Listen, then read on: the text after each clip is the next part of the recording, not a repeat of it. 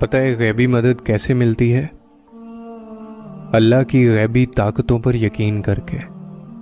اور اس کی غیبی طاقتوں پر یقین رکھنا پتہ ہے کیا ہوتا ہے؟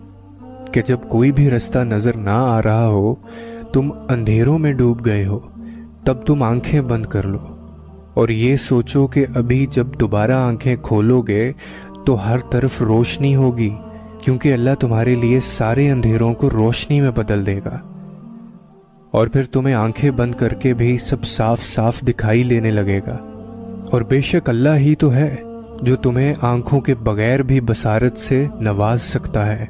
وہ اللہ جو حضرت موسیٰ کے لیے گہرے سمندر کو پھاڑ سکتا ہے، تمہارا اللہ بھی تو وہی ہے نا۔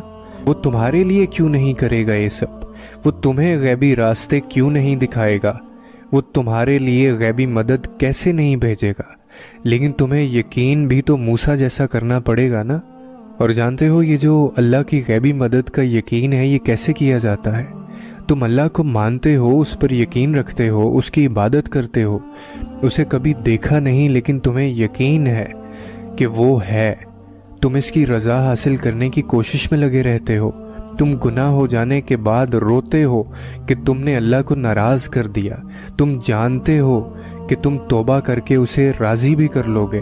جب کوئی تمہارا نہیں ہوتا تو تم جانتے ہو کہ وہ ہے صرف تمہارا۔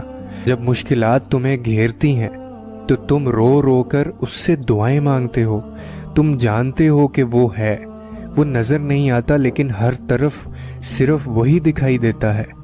آنکھیں اسے دیکھ نہیں سکتی لیکن اس دنیا کی ہر شے صرف اسی کی گواہی دیتی ہے۔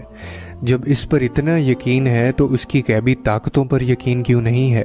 اور جس طرح تم اللہ کو دیکھے بغیر اسے ہر سو محسوس کرتے ہو، اسی طرح اس کی غیبی طاقتیں بھی تو ہر سو تمہیں اپنے لپیٹ میں لیے ہوئے ہیں۔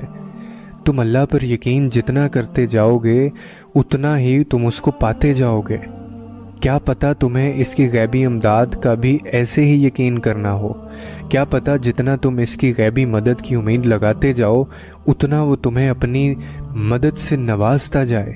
کیا پتہ غیبی مدد تمہیں گھیرے ہوئے ہو اور تم ہی اسے نہ دیکھ رہے ہو۔